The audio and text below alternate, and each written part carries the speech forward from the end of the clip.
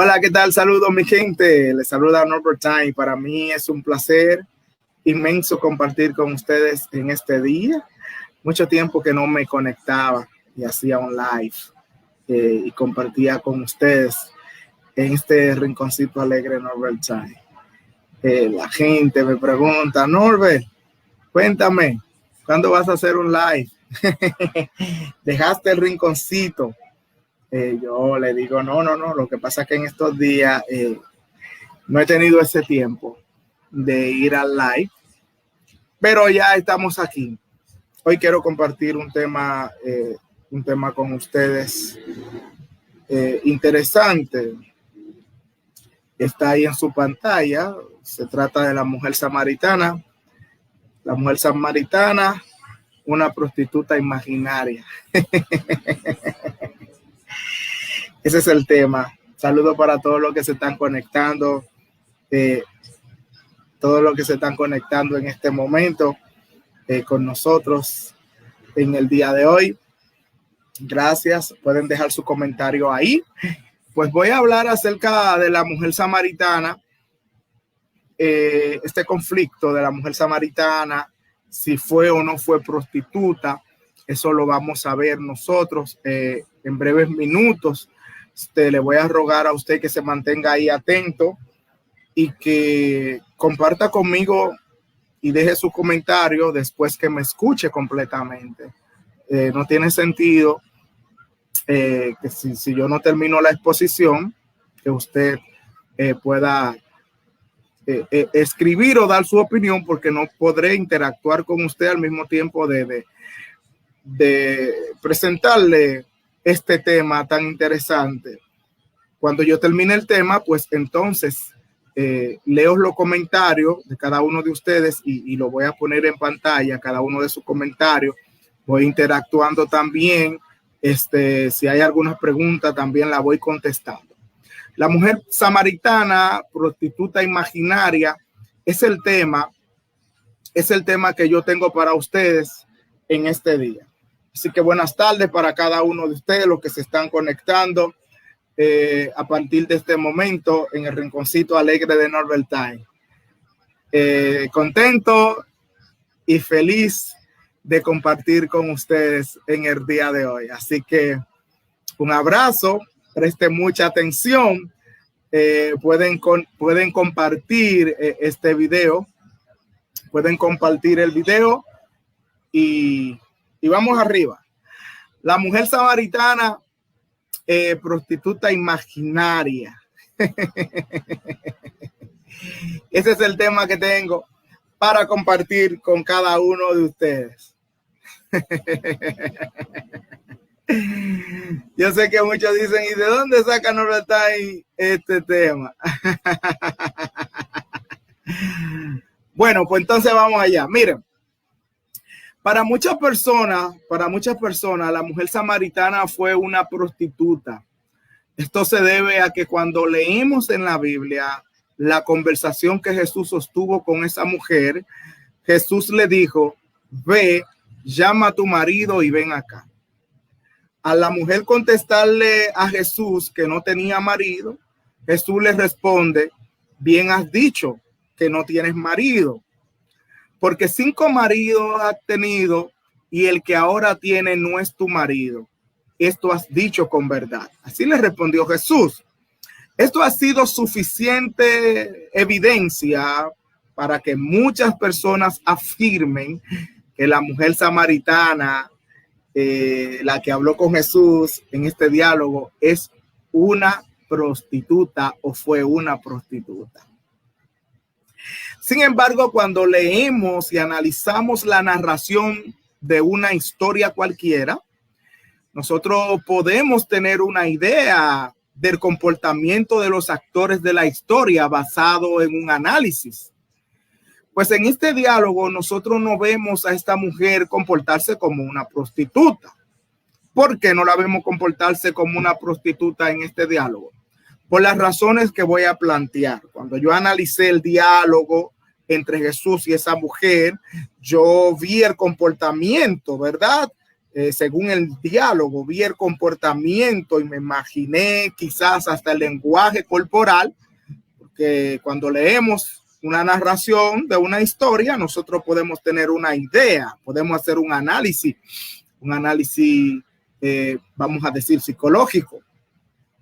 En este diálogo no vemos a esta mujer comportarse como una prostituta. ¿Por qué? Porque las prostitutas suelen ser amables, suelen ser mujeres coquetas, seductoras, y cuando un hombre se le acerca, ellas suelen comportarse así. ¿Por qué? Porque las mujeres prostitutas son mujeres que brindan un servicio al cliente en cuanto al negocio del placer sexual. Entonces no tiene sentido que una mujer prostituta sea una mujer brusca, sea una mujer antipática. Las prostitutas no se involucran en problemas políticos, las prostitutas no se involucran en problemas religiosos, las prostitutas no se involucran en problemas raciales. Ella solo le interesa su dinero. Y ese dinero ella lo consigue a través del servicio del placer sexual que ella vende a sus clientes. Entonces, cuando analizas el principio de la conversación, notarás a una mujer que no es simpática, sino apática. Notarás a una mujer que no es cortés, sino cortante en su conversación. Notarás a una mujer muy diferente a los rasgos comunes de comportamiento de una prostituta. Vamos a ver la respuesta que la mujer samaritana le da a Jesús. La mujer samaritana le dijo: ¿cómo tú, siendo judío, me pides a mí de beber, que soy mujer samaritana? Porque judío y samaritano no se tratan entre sí.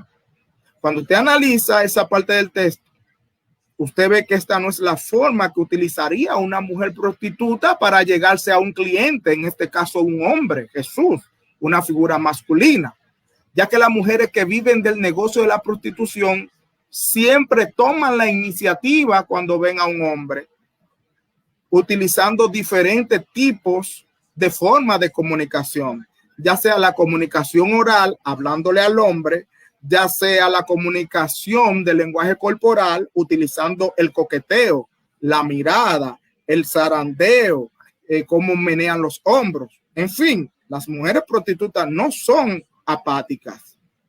Entonces, cuando vemos esto, vemos a Jesús que introduce el diálogo con una mujer y vemos a una mujer cortante. Ese es un indicador que te dice a ti que esa mujer no se comportó como tal prostituta. Pero para entender el diálogo de Jesús y la mujer samaritana, hay que aprenderse el trasfondo histórico de un conflicto entre samaritanos y judíos. La misma mujer samaritana lo dice. Ella dijo: porque judíos y samaritanos no se tratan entre sí. Eso significa que había un conflicto. Y yo no sé si usted se ha puesto a pensar, ¿por qué los judíos y los samaritanos no se llevaban bien? ¿Por qué eran enemigos? La respuesta a esta pregunta no está en este diálogo, pero sí está en otra parte de la Biblia. Y quizás la respuesta a esta pregunta sea la que aclare la razón por el cual Jesús le afirma a esta mujer que tenía 6 maridos. Y por ahí es que la gente se va, tenía 6 maridos, es prostituta. Vamos a ver entonces el trasfondo histórico del conflicto entre los judíos y los samaritanos. Muy poca gente ha analizado esto y muy poca gente se lo sabe. Al menos yo he oído muy pocos hablándome de ese trasfondo histórico, pero he oído a muchos diciendo que la mujer samaritana era prostituta. Es como si existiera un amarillismo o un morbo en cuanto a las interpretaciones bíblicas, porque todas las mujeres que vemos en la Biblia que no eran cristianas, la tildamos de prostituta. Vamos a ver el trasfondo histórico. Mira, la nación de Israel se dividió en 2 partes. 2 países en una sola tierra. 2 naciones en una sola. La nación de Israel se dividió en dos. Esta división fue por causa de la apostasía que entró al pueblo a través del rey Salomón. Eso está en Primera de Reyes, capítulo 11. 10 tribus conformaron el reino del norte, que es conocido como el reino de Israel, y 2 tribus conformaron el reino del sur, que es conocido como el reino de Judá. Cuando la nación se dividió, el rey del norte, que se llamaba Jeroboam, no permitía que el pueblo que conformaba su reino bajara a Jerusalén al templo, pues todos sabemos que es en el templo de Jerusalén donde se celebraban las fiestas y los sacrificios. Y esa fiesta y estos sacrificios eran dirigidos por los sacerdotes en el templo, los sacerdotes levitas. Todo esto, esta fiesta eran mandadas por Dios. 7 fiestas sagradas encontramos en la Biblia, y con la celebración del día del sábado serían 8. A este conjunto de fiestas se le llamaba Shabbat. Mucha gente entiende que Shabbat es sábado. No, Shabbat no significa sábado. Se le llamaba Shabbat al conjunto de fiestas establecida por Dios, pero ese no es el tema. Sin embargo, Jeroboam no le permitió a los que estaban en su reinado que bajaran a Jerusalén. Jerusalén estaba en la parte sur. El reino del norte, obviamente, valga la redundancia, estaba en la parte norte más arriba. ¿Y qué hizo Jeroboam? Jeroboam prefirió hacerle becerro de oro para que los que vivían en la parte norte de Israel, en vez de ir a adorar a la parte sur, adoraran esos becerros de oro. Y también Jeroboam creó una línea sacerdotal diferente a la de los levitas para que dirigieran ese sistema de adoración. En síntesis, Jeroboam corrompió todo el reino del norte, conocido como Israel.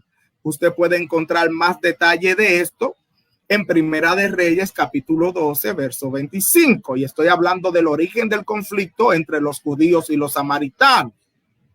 Luego, los demás reyes que vinieron después de Jeroboam hicieron lo mismo, corrompieron toda la parte norte de Israel.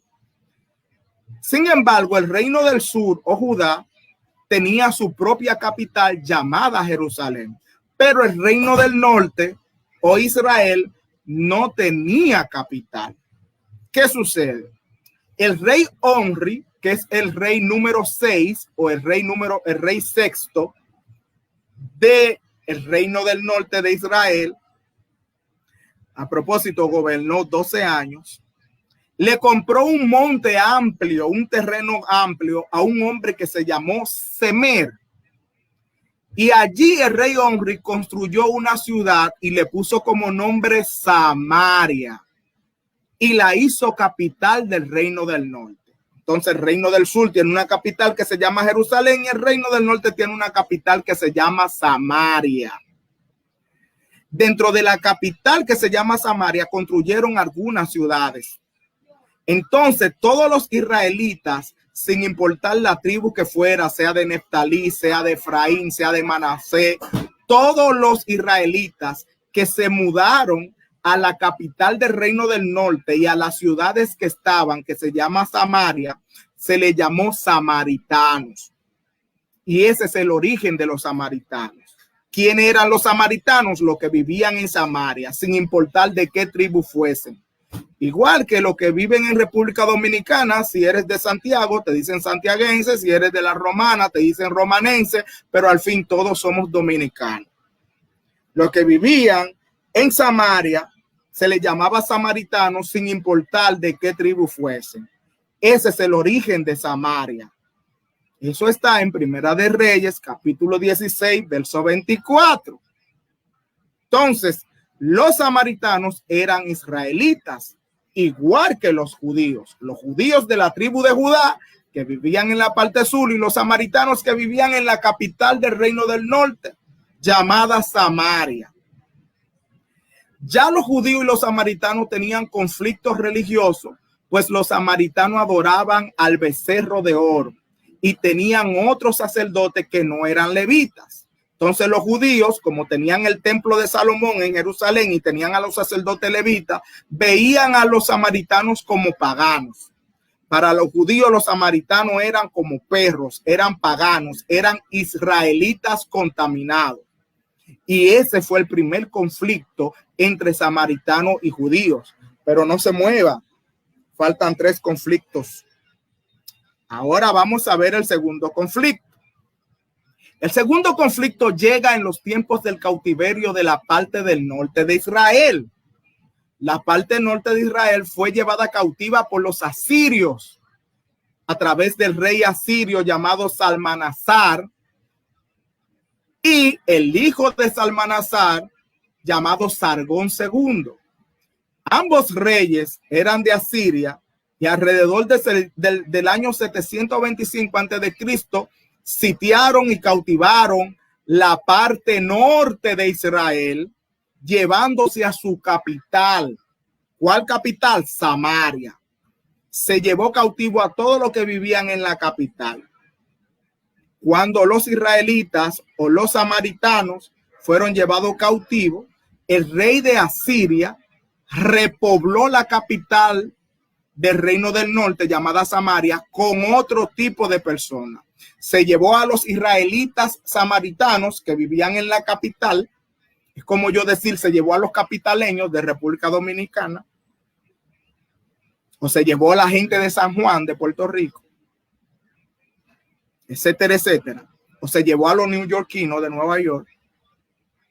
Se llevó a todos los israelitas que se llamaban samaritanos porque vivían en Samaria, se lo llevaron cautivo a Asiria y esa capital quedó vacía. Entonces el rey de Asiria, Sargón II, repobló la capital, pero no con israelitas, sino con personas de otra nación.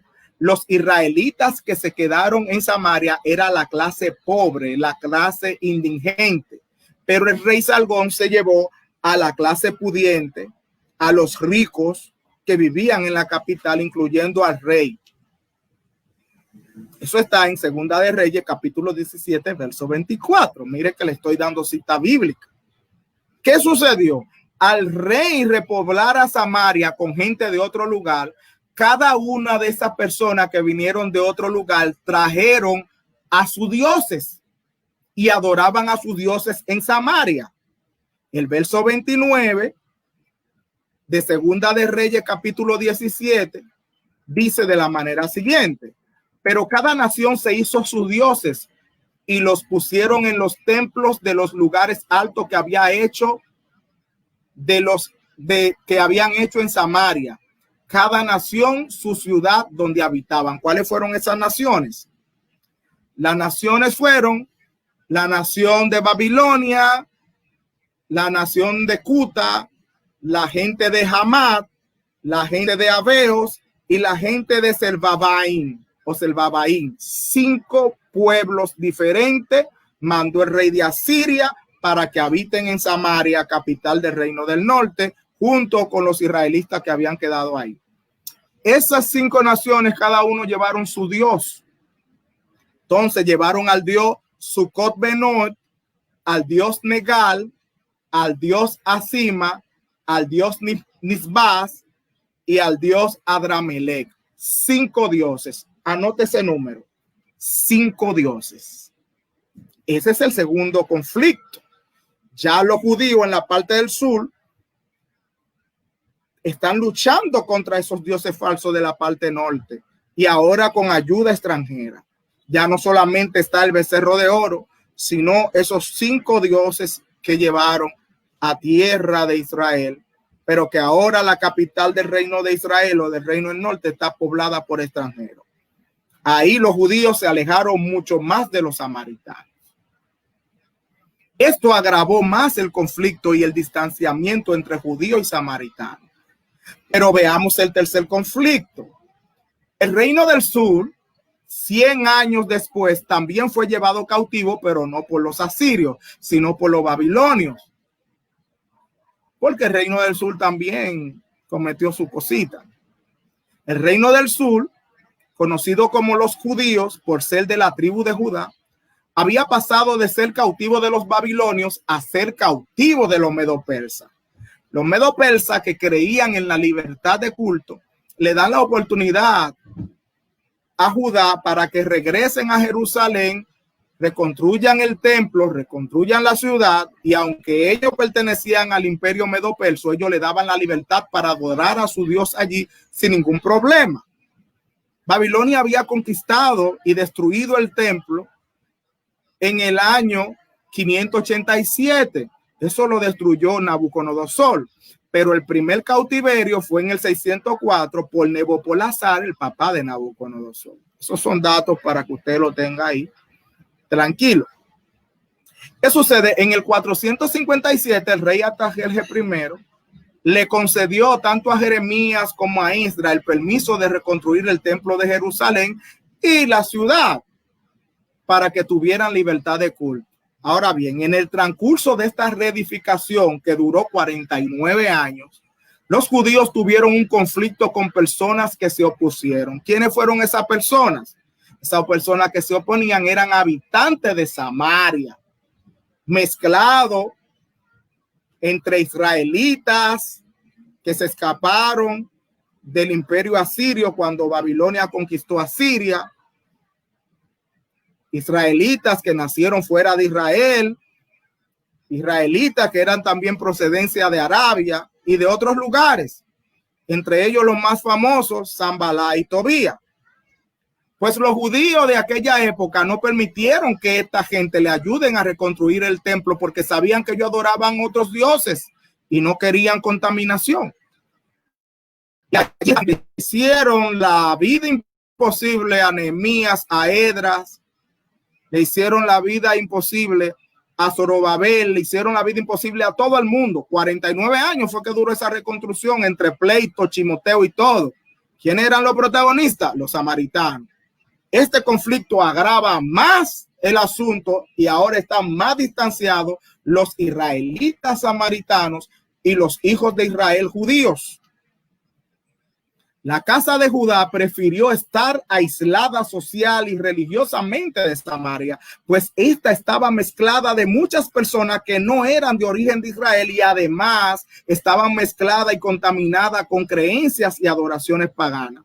Cuando los samaritanos de esa época se vieron rechazados por los judíos, los samaritanos lo que hicieron fue que hicieron su propio templo en el monte de Gerizim. Apunte esto, en el monte de Gerizim. Usted va a ver que la mujer samaritana le dice a Jesús, nosotros adoramos en este monte, refiriéndose a ese templo. Ese templo fue construido en el tiempo de los macabeos, según el historiador Josefo, en la época de la helenización o del helenismo.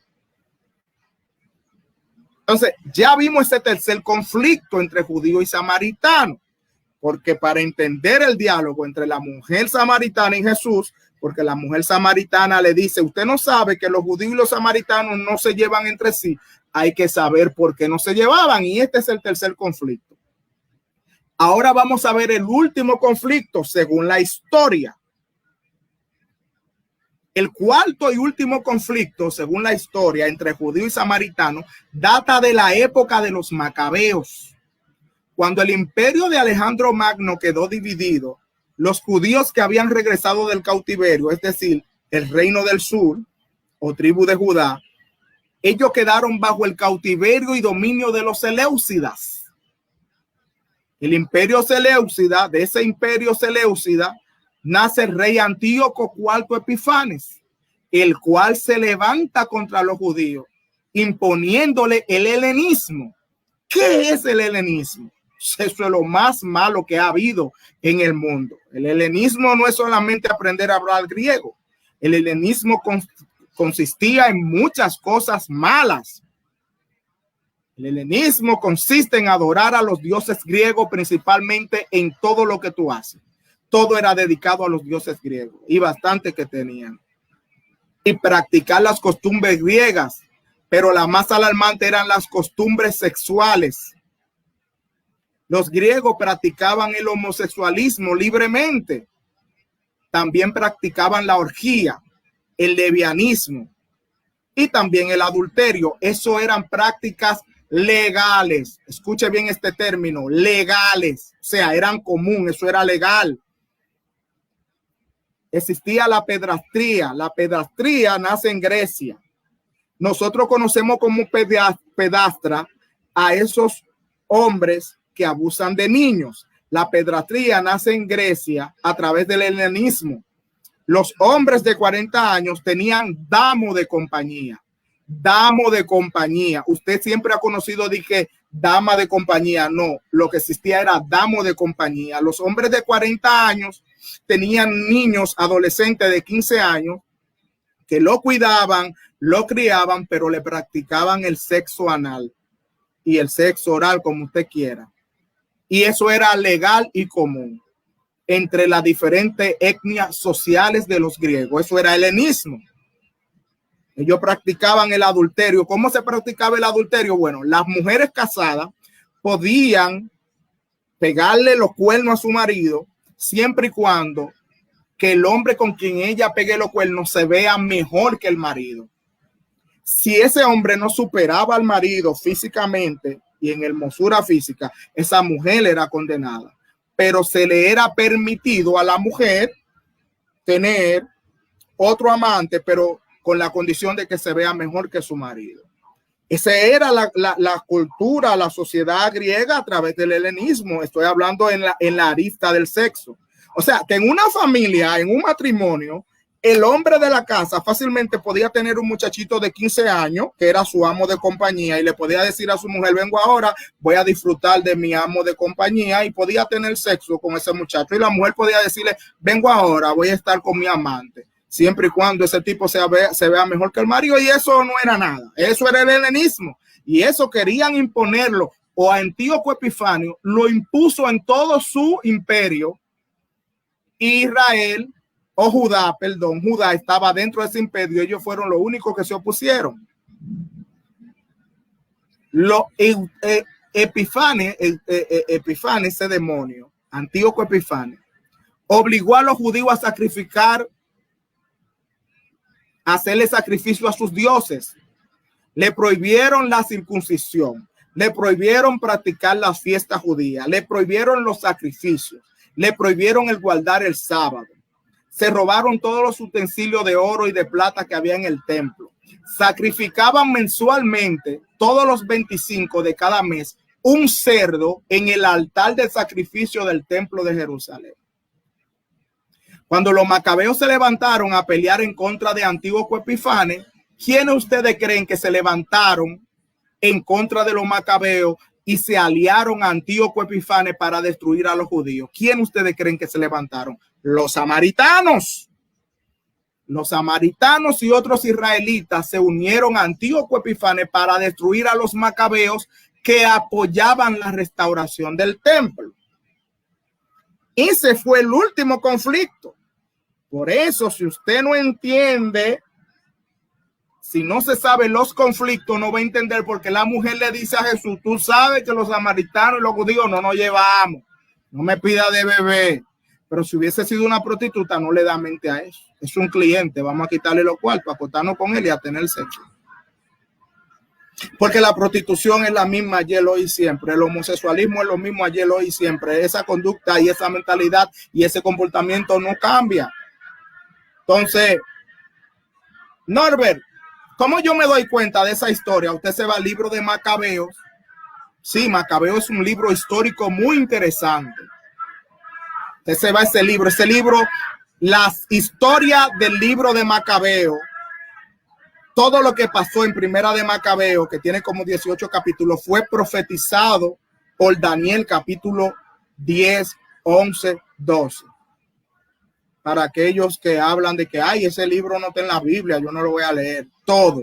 Y yo se lo puedo demostrar a través de un estudio que yo tengo. Pero ese no es el tema. Macabeos capítulo 3, verso 10, Primera de Macabeo dice, Apolonio reunió un gran ejército compuesto de soldados de naciones paganas y de samaritanos para luchar contra Israel. Entonces usted ve que los samaritanos se convirtieron al helenismo. Los samaritanos se convirtieron al helenismo. Practicaban todas esas cosas que yo le dije antes y más. Adoraron a los dioses griegos y practicaban impíamente las costumbres griegas. ¿Qué sucede? Esto aleja más a los judíos de los samaritanos y nunca fueron amigos. Muchos samaritanos mataron a muchos judíos y muchos judíos mataron a muchos samaritanos. Además del conflicto religioso, hicieron daño los samaritanos. Es bueno recordar que los samaritanos eran israelitas, descendientes de Jacob, igual que los judíos. Lo único que a los judíos se les decían judíos porque descendían de la tribu de Judá, y a los samaritanos se les decía samaritano porque todos los israelitas que vivían en esa capital le decían samaritano sin importar de qué tribu fuesen. ¿De acuerdo? Esos fueron los conflictos. Entonces ahora sabemos el trasfondo histórico entre los judíos y los samaritanos. Ahora entendemos la razón por la cual la mujer samaritana le dice a Jesús que judío y samaritano no se llevan entre sí. Luego de despejar eso, vamos a seguir analizando la conversación. ¿Qué le parece? Esta conversación está en Juan capítulo 4, del verso 9 en adelante. La mujer samaritana le había dicho a Jesús: ¿cómo tú, siendo judío, me pides a mí de beber, que yo soy mujer samaritana? Porque judío y samaritano no se tratan entre sí. Ya yo le expliqué el trasfondo histórico. Si usted entró ahora, espere que se termine el video y al final lo ve de nuevo. Ahora bien, ¿cuál es la respuesta de Jesús? Jesús le dice: si conocieras el don de Dios y quién es el que te dice dame de beber, tú le pedirías y él te daría agua viva. Jesús está respondiendo no de una forma literal, sino en un lenguaje metafórico.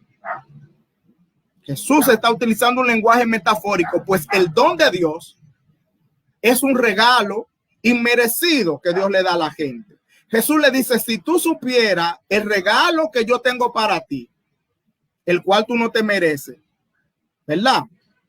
Tú me pedirías a mí y yo te daría agua viva. ¿Qué es el agua viva? Para los israelitas que conocen todo eso, el agua viva es el símbolo de la purificación. ¿Por qué? Porque los israelitas se purificaban el cuerpo a través de un acto que se llama el telibá. La telibá o el bautismo consistía en sumergirse por completo dentro del agua, y esa agua tenía que ser viva, en lo que en hebreo se llama majin ajin. ¿Qué es agua viva? Agua viva es una agua que no está estancada, es una agua que fluye, como el agua del río que fluye. Ve que el río nunca se contamina, menos que no sea un químico fuerte, porque es un agua que fluye y tiene diferentes desembocaduras. Igual que el agua del mar, es un agua que fluye. Entonces Jesús le dice, Jesús le está hablando de purificación, porque el pozo en donde está el agua no fluye dentro del pozo. Una vez el agua llega a ese pozo, se mantiene estancada en el pozo y no fluye. Y con el agua de los pozos, los judíos no practicaban la tevilá o el bautismo o el acto de purificación. Y Jesús le está hablando de una purificación espiritual, porque los samaritanos estaban contaminados. Por eso Jesús le dice: si conociera el don de Dios y el que te dice dame de beber, tú me pedirías y yo te purificaría a ti con agua viva. Majin ajin. Jesús le está hablando de purificación en un lenguaje metafórico, que es la que necesitaban los samaritanos por haberse contaminado espiritualmente. Ahora vamos a ver cómo le contesta la mujer a Jesús. La mujer le dice: Señor, no tienes con qué sacarla y el pozo es hondo. ¿De dónde pues tienes el agua viva? La mujer, y sigue diciendo la mujer: ¿acaso eres tú mayor que nuestro padre Jacob, que nos dio este pozo del cual bebieron él, sus hijos y sus ganados? La mujer, contrario a Jesús, está utilizando un lenguaje literal y está entendiendo a Jesús literalmente, y Jesús le está hablando metafóricamente. Y hasta ahora no ha entendido la mujer el lenguaje metafórico de Jesús. Y la mujer le hace una pregunta interesante a Jesús: ¿acaso tú eres mayor que nuestro padre Jacob? Porque Jesús ya le había dicho: si conociera quién está hablando contigo. Por eso ella le dice eso. Para los israelitas, a nivel de rango patriarcal, o a nivel de rango en Israel, los patriarcas están por encima de los profetas, por encima de Moisés, por encima de Elías y por encima de Aarón, que representa la clase sacerdotal. Los patriarcas. ¿Y cuáles son los patriarcas? Abraham, Isaac y Jacob. Por eso le dice, tú eres mayor que ellos, tú tienes más autoridad que ellos. Porque Jesús dice, si tú supieras quién soy yo, y ella dice, tú eres mayor que Jacob, ¿quién eres tú? Entonces Jesús le responde a la mujer, cualquiera que bebiere de esta agua volverá a tener sed. Jesús está hablando de una sed espiritual, que es la que siempre tiene el hombre. Dios creó al hombre con la necesidad de que el hombre adore a Dios. Al hombre desviarse, no adora a Dios, pero el hombre siempre tiene necesidad de adorar a algo. Hasta él mismo se adora. Y dice Jesús, mas el que bebiere del agua que yo le daré, está hablando de purificación, no tendrá sed jamás, sino que el agua que yo le daré será en él una fuente de agua que salte para vida eterna. Jesús continúa su lenguaje metafórico y está hablando de purificación. La mujer no entiende a Jesús, pero la mujer le dice, Señor, dame esa agua para que no tenga yo sed, ni venga aquí a sacar agua. Quizás esto pudiera ser una respuesta hasta con cierto punto de sarcasmo. La mujer continúa interpretando a Jesús, pero de forma literal. Entonces aquí viene el problema. Jesús le dijo, ve, llama a tu marido y ven acá. Y la mujer le responde y le dice, yo no tengo marido. Jesús le dice, yo sé que tú no tienes marido. Tú lo dices muy bien, es verdad, tú no tienes marido. Porque 5 maridos tú has tenido y el que ahora tiene no es tu marido. Esto tú lo dices con verdad. Entonces aquí viene el problemita. ¿Cuáles son esos 5 maridos? ¿Y cuál es el marido número 6? Recuerden que yo le hablé de los 5 dioses paganos que se quedaron en Samaria en el primer conflicto, en el segundo conflicto. Sucot Benot, Nergal, Asima, Nibás y Adramelech. Son los 5 maridos de Samaria, los primeros 5 maridos. Sucot Benot, que es un dios babilonio, Negar, que es un dios de Cuta, Asima, que es un dios de Amat, Nizba, que es un dios de los Abeos, y Adramelech, que es un dios de la gente de Serbaín. Esos dioses estaban en Samaria. ¿Cuál es el dios número 6? Que es el marido número 6. El helenismo. ¿Se acuerdan que le dije que los samaritanos aceptaron el helenismo en el gobierno de los Seleucidas y fueron enemigos de los judíos y se unieron a Antíoco IV Epifanes? El que sacrificó un cerdo y sacrificaba mensualmente un cerdo en el altar de los sacrificios judíos. Cuando Jesús le dice a la mujer que tenía 6 maridos, ella de inmediato entendió que Jesús estaba hablando metafóricamente. Por eso la respuesta de la mujer es la siguiente. ¿Cuál es su respuesta? La mujer le dice, Señor, me parece que eres profeta. Mucha gente interpreta que ella le dijo a Jesús, me parece que eres profeta, porque Jesús le está profetizando, o le está diciendo, o le está revelando a ella, o desatando el código o el misterio, como ustedes quieran decir, de que ella tenía 5 maridos. La mujer no se contriñe porque ella no tiene 5 maridos, no se compuje porque le está diciendo pecadora, muy diferente a cómo se comportaban los pecadores cuando Jesús les decía sus pecados. La mujer le dice, me parece que tú eres profeta por lo siguiente. Ese lenguaje de Jesús, ese lenguaje que Jesús utilizó diciendo tú tienes 5 maridos, refiriéndose a dioses, era un lenguaje muy conocido para los samaritanos. Y le voy a explicar por qué. La mujer sabía que Dios a través de los tiempos había utilizado este tipo de lenguaje a través de los profetas, refiriéndose a la idolatría de los samaritanos, comparándola con el adulterio de un matrimonio. Samaria había tenido profetas, 4 profetas. El más contundente de esos 4 profetas le habló y le dijo a ellos adúlteros, antes de ello haber sido llevado cautivo por los asirios. ¿Cuál fue ese profeta? Ese profeta es Oseas. Dios le envió cuatro profetas a la parte norte de Israel.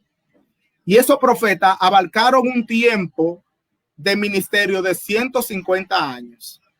Estos profetas fueron Elías, el primero, Eliseos, el segundo, Amós, el tercero, y el último fue Oseas. Oseas fue el último profeta que ellos vieron, los samaritanos, y el reino del norte, los israelitas, el reino del norte, antes de ser llevado cautivo. El ministerio de Oseas tuvo una durabilidad de 35 años. Oseas era el que usaba ese lenguaje de marido, mujer, infidelidad y todo. Por eso la mujer le dice a Jesús, tú me estás hablando de 5 maridos. Me parece que tú eres profeta. Si usted se lee los 16 capítulos de Oseas, usted se va a dar cuenta cómo Oseas le hablaba a Samaria. Le decía infiel, le decía adúltero, le decía, me pegaste los cuernos. Y hacía una serie de dramatización, o sea, que hasta se casó con una adúltera y una fornicaria. Dios lo mandó para hablarle al pueblo de Israel.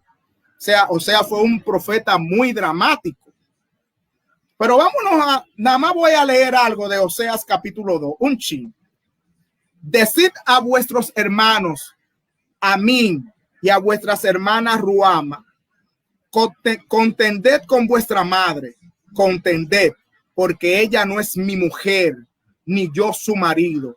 Aparte pues sus fornicaciones de su rostro y su adulterio de entre sus pechos. No sea que yo la despoje y desnude, la ponga como el día en que nació, la haga como un desierto, la deje como tierra seca y la mate de sed. Por eso cuando Jesús dice 5 maridos tú tienes y el que tiene no es tu marido, la mujer dice yo no tengo marido. ¿De quién este está hablando? Este parece que es un profeta, porque así era que Jehová nos hablaba a nosotros a través de los profetas.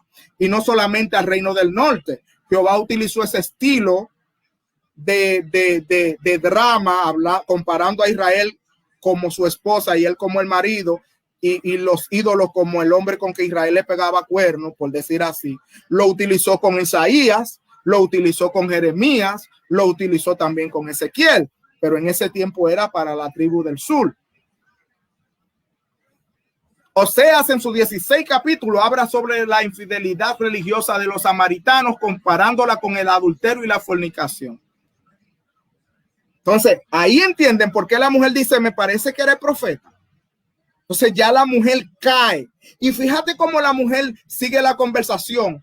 Cuando ella le dice a Jesús, me parece que eres profeta, la mujer de una vez le dice a Jesús, nuestros padres adoraron en este monte y vosotros decís que es en Jerusalén el lugar donde se debe adorar. Fíjate cómo la mujer cae en el sentido de la conversación que Jesús le viene desde el principio. La mujer entiende ahí el lenguaje metafórico, o por decir el lenguaje espiritual, como dicen algunos, el lenguaje metafórico de Jesús, y rápidamente le plantea a Jesús el conflicto religioso entre los judíos y los samaritanos, porque le dice, nuestros padres, Jeroboam y esa gente, adoraron en este monte. ¿Cuál monte? El monte de Gerizim, donde estaba el templo de los samaritanos, construido por Sanballat. Entonces ustedes los judíos dicen que en Jerusalén es el lugar donde se debe adorar. ¿Qué dice Jesús? Jesús le dijo, mira mujer, créeme que la hora viene cuando ni en este monte ni en Jerusalén adoraréis. Vosotros adoráis lo que no saben, nosotros adoramos lo que sabemos, porque la salvación viene de los judíos. Mas la hora viene y ahora es cuando los verdaderos adoradores adoran al Padre en espíritu y en verdad, porque también el Padre, tales adoradores, busca que le adoren. Porque Dios es espíritu y lo que le adoran en espíritu, en verdad, es necesario que adoren. Entonces Jesús le da esa explicación a la mujer. Miren, cuando Jesús le dice que los samaritanos adoran lo que no saben y que los judíos adoran lo que sí saben, Jesús se está refiriendo a que los samaritanos tenían una clase sacerdotal que no era legítima. ¿Se acuerdan que hace minutos que le dije que Jeroboam creó su propia clase sacerdotal? Cuando la clase sacerdotal legítima es la de Aarón y fue creada por el mismo Jehová. Váyase a Levítico. Entonces, Jesús le dice, ustedes adoran lo que ustedes no saben. Ustedes están adorando ídolos como locos y con una clase sacerdotal que no es legítima, haciendo disparate. Nosotros sí sabemos porque los sacerdotes levitas están en el templo de Jerusalén. Cuando Jesús le dice la salvación proviene de los judíos, es porque Jesús le está diciendo, mira, el templo está ubicado en Judea. Los sacrificios se hacen en Judea. Las fiestas dadas por el Padre en Levítico, que son 7 fiestas con el sábado 8, se celebran en Judea. Todo es en Judea. Además, el Mesías viene del linaje de la tribu de Judá, profetizado por el mismo Jacob. Génesis capítulo 49, capítulo 50. Descendiente necesariamente y obligatoriamente de David. Los reyes del reino del norte son ilegítimos porque Jeroboam no es de la tribu de Judá. Jeroboam es de la tribu de Efraín. Eso también lo profetizó Jacob cuando le dijo a Efraín, y Efraín será conocido como Israel. Le llega. Entonces estaban perdidos en tiempo y espacio. ¿Qué le responde la mujer a Jesús después que Jesús le dé esa explicación? La mujer le dice, yo sé que ha de venir el Mesías, llamado el Cristo. Cuando el Mesías venga, él nos declarará todas las cosas. Los samaritanos y los judíos tenían algo en común. Estaban esperando al Mesías. Cada uno alegando su razón entendían que el Mesías iba a poner el orden, porque el Mesías es el Hijo de Dios, superior a Abraham, superior a Isaac, superior a Jacob, superior a Moisés, superior a Elías, superior a todo el mundazo. A pesar de la explicación de Jesús, la mujer entiende que solamente el Mesías tiene el poder y la autoridad para resolver este conflicto histórico. Entonces, ¿cuál fue la respuesta de Jesús? Jesús le dice, yo soy el que habla contigo. O sea, yo soy el Mesías. ¿Vieron el asunto? Jesús se identifica como el Mesías.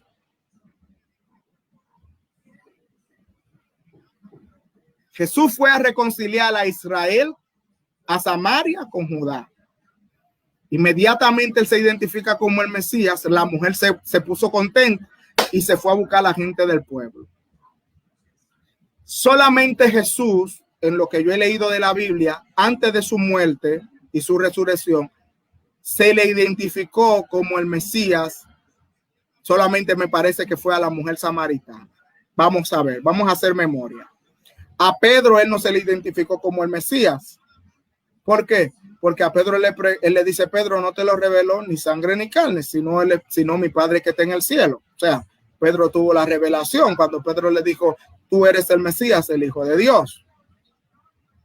¿A quién más Jesús se le identificó como el Mesías? A muy poca gente. Solamente a la mujer samaritana le dijo, yo soy el Mesías en su cara. A lo demás Jesús dejaba.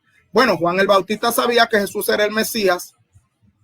Pero Juan luego, en su estado de aflicción, le mandó a preguntar a Jesús, dime si realmente tú eres el que estamos esperando o va a venir otro. Y Jesús no le contesta ni sí ni no, sino con pruebas y argumentos. Dile que los cojos caminan, los ciegos ven, los mudos hablan y a los pobres le he predicado el evangelio.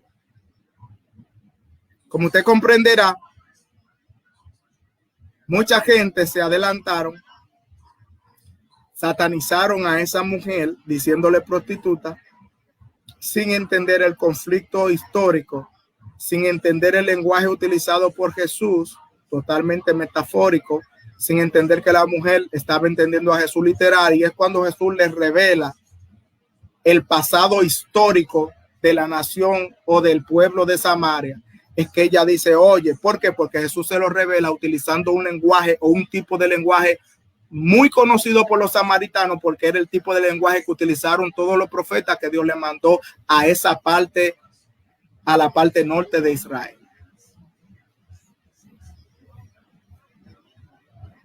Moraleja, aún dentro de las interpretaciones bíblicas existe el morbo y el amarillismo. Todavía nosotros seguimos diciéndole asesinó a David porque mató a Urías, pero ya David no es un asesino, al contrario, el Mesías desciende de David. El único reino que fue confirmado para siempre fue el reino de David a través del Mesías.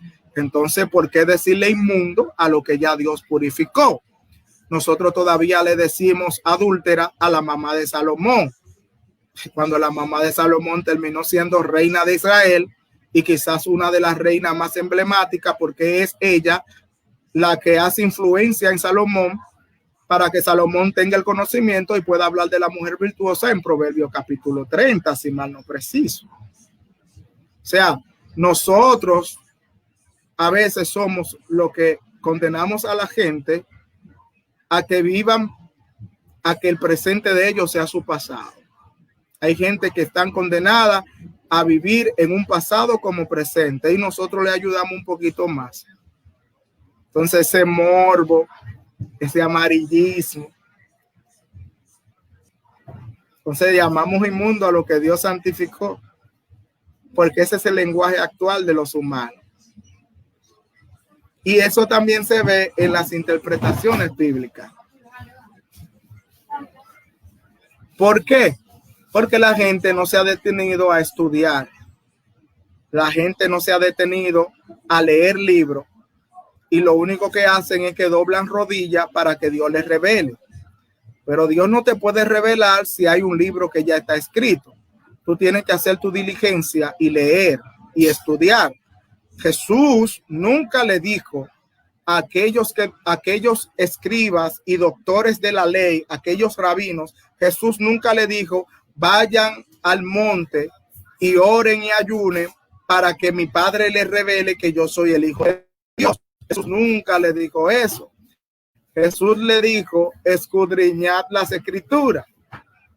¿Por qué? Porque ustedes confían en las escrituras. ¿A ustedes les parece que en la escritura está la vida eterna? Sí, pues entonces escudriñenla, porque la misma escritura le va a decir a ustedes que yo soy realmente el Hijo de Dios. Entonces, lean un poquito, estudien un poquito, váyanse a los trasfondos históricos.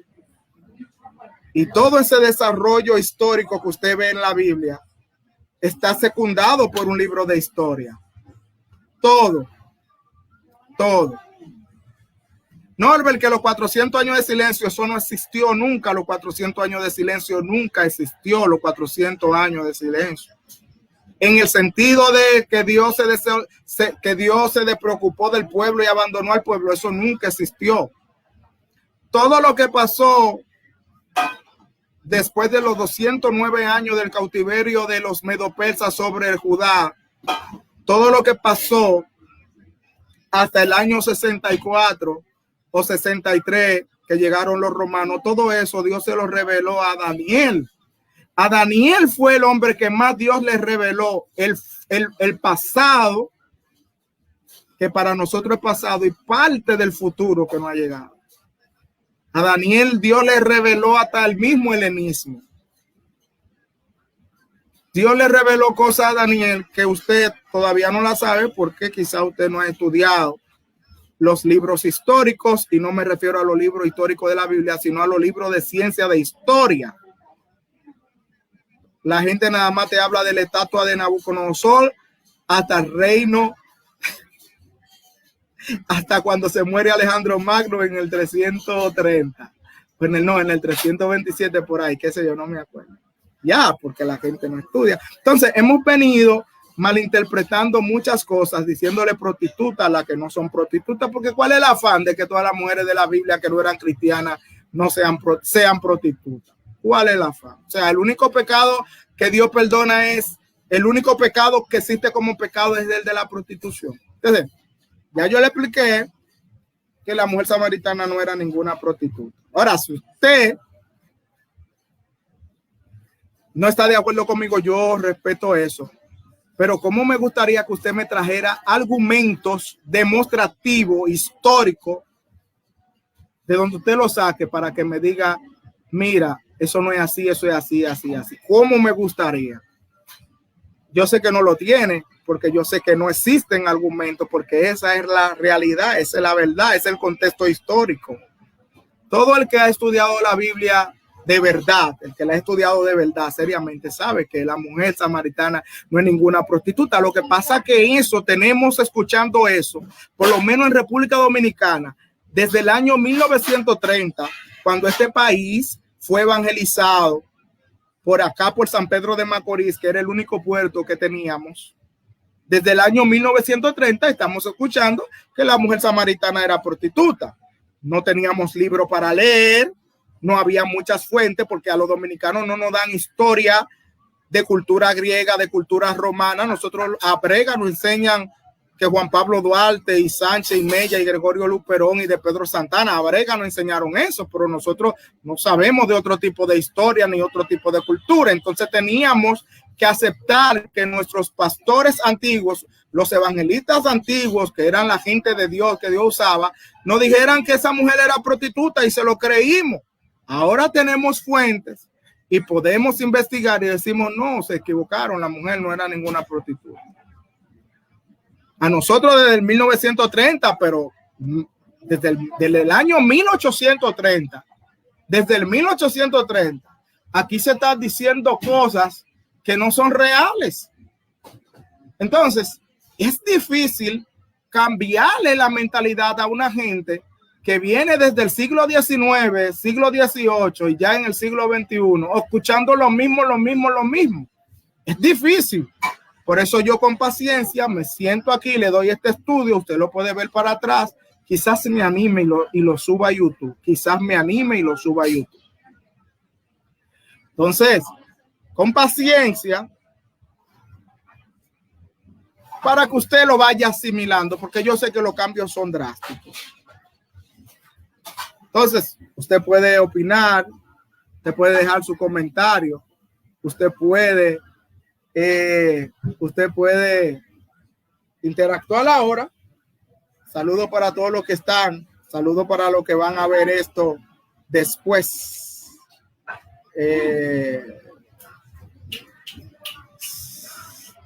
Saludos para todos. Usted puede dejar su comentario ahí. Déjenme ver si yo leo algunos comentarios. Ay, que los comentarios de este lado están desactivados. Vamos a ver. Pero yo lo leo desde aquí, desde el teléfono, a ver si la vista me ayuda. Saludo para María Sánchez, para Carlos Mola, para Ruth Santana, para Ricky García. Saludo para Ricky desde la Florida. Un abrazo para ti. Saludo para mi hermana Cristal Olivero. La quiero mucho. Esa es mi hermana. Saludo para Yoli Jiménez desde Massachusetts. Dice Yoli, a Raab no le quitan el título de ramera. Bueno, esa es otra cosa que vamos a traer pronto. ¿Era ramera Raab, sí o no? Yo le doy gracias a Dios que doña Estela,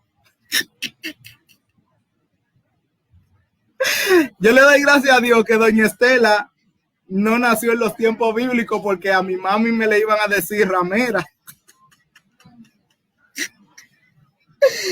Saludos para Lice Casado desde Nueva York. Yoli Jiménez dice, pero si ella había tenido 5 maridos literalmente y tuviera un marido ajeno, no la hace prostituta. Prostituta es quien, bueno, la hubiese hecho adúltera. Fíjate que la mujer ni siquiera se inmutó cuando Jesús le dijo, búscame a tu marido. Yo no tengo marido. Jesús dice, bien has dicho. Pero cuando usted lee el contexto, cuando usted lee la conversación completa, cuando usted se aprende el trasfondo histórico del conflicto entre samaritano y judío, usted se da cuenta que Jesús está utilizando el mismo lenguaje que utilizó Oseas. Dios era, mira, a Dios le gustaba que sus profetas fueran dramáticos. ¿Cómo dramático, Norbert? Le voy a dar este código.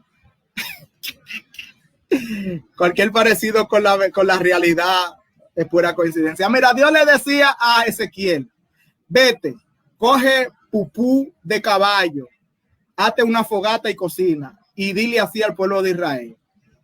Dios le decía a Jeremías, vete a la casa de un alfarero.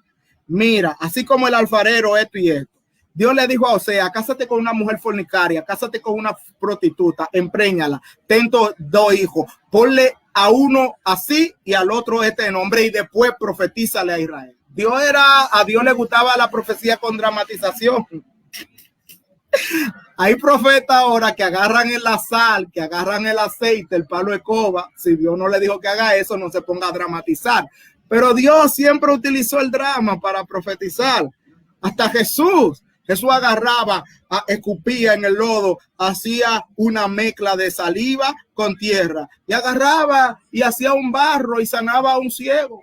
Jesús era dramático también, todos los profetas eran dramáticos. Entonces, los judíos, los israelitas conocen su cultura, hasta el lenguaje profético. Por eso, cuando Jesús le dice a la mujer, es verdad, tú tenías 5 maridos y el que tiene no es el tuyo, la mujer dice, hey, me parece que tú eres profeta. La mujer ni siquiera se inmuta, ni siquiera se compunge. Fíjate que cada vez que Jesús le declaraba su pecado a alguien, la gente se compugía, se ponía triste, porque no existe nadie en este mundo que resista la voz de Jesús, ni siquiera los demonios. Sí, eso es analizable. Entonces, comparte este video. Muchas bendiciones para todos. Gracias por estar ahí. Y yo espero que sea de bendición. Deje su comentario ahí. Y cualquier pregunta, usted me la escribe en privado y yo le puedo dar mucho más datos históricos, le puedo enseñar, porque la intención no es abrumar a nadie ni decirle bruto a nadie, no, Dios líbrame. Yo en mi momento creí que la mujer también era prostituta, vuelvo y le reitero, desde el año 1930, cuando el evangelio llegó a República Dominicana, siempre se ha dicho eso, pero desde el año 1830, y ya no salgo de esa fecha para no ofender a nadie, pero los que conocen de Biblia saben a qué yo me refiero cuando hablo del año 1830. Y un más allá se está diciendo lo mismo, una interpretación totalmente falsa, y un pueblo humilde que no se animó a estudiar, sino que creyó en la seriedad de aquellos que predicaron eso. Ya no es así, las fuentes están ahí. No se lleve de todo lo que le predique, no se lleve de todo lo que yo diga, no diga amén tan rápido, vaya a la fuente, escudriñen, y después que ustedes estén convencidos de que es así, entonces usted diga amén, y la gloria siempre será para Dios. Así que se le quiere de gratis. Posiblemente suba este video a YouTube, me parece que está muy bueno, me parece que puede ayudar a mucha gente. Mientras tanto, usted manténgase a salvo y Dios le guarde. Bye bye.